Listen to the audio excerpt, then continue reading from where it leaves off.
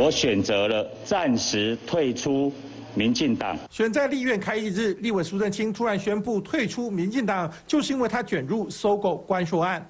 等到司法还我清白之后，我才回到我最爱的民进党。说是不愿意让府院党高层有所困扰，然而他这一退党，恐怕打乱民进党2022屏东县长布局。因为目前绿营有意争取县长之位的，包括立委钟嘉宾、庄瑞雄以及周春米。苏震清更是深耕屏东，交保后勤走基层，对县长大位很有野心。然而倘若明年官司未了，恐怕无法获得党内提名，退党有可能变成脱党参选，跟昔日同志打对台。现在都言之过早了，还是我们的同志啊，我们的党友了啊，赶快得到清白。我们也会努力的来争取乡亲的认同。退党有没有可能会变脱党的参选？